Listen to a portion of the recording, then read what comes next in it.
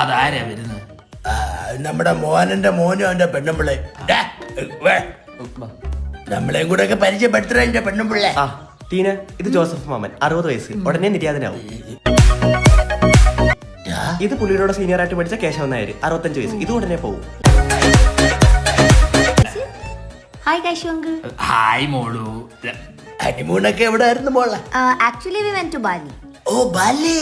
Yeah, you also went to Bali. Bali. You went, right? Bahul. Okay, relax. ഒന്നുമില്ല എന്തിനാ നിന്റെ കയ്യില് വേസ്റ്റ് വേസ്റ്റ് എന്ന് കണ്ടിട്ട് തോന്നല്ലല്ല. തോന്നില്ലേ?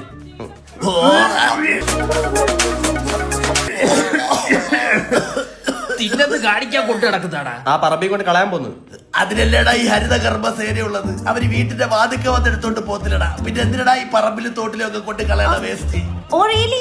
പിന്നെ അല്ലാതെ പോലെ ഇപ്പൊ പണ്ടത്തെ പോലൊന്നും അല്ല. കഴിഞ്ഞ 10 വർഷത്തിൽ ഭയങ്കര മാറ്റങ്ങളാണ് വന്നിരിക്കുന്നത്.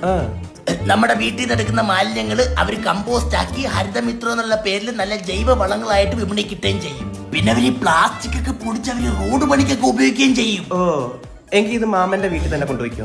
എടേ നിന്റെ വീട്ടിലും വരൂടാ. ഞങ്ങൾ ഒരാഴ്ചത്തേക്ക് വീട്ടിൽ കാണത്തില്ല, ഒന്നുകൂടെ ഹണിമൂൺ പോവാ. അപ്പൊ കൊടുത്തിരുന്നാ മതി. ഇത് കൊണ്ടുപോടാ.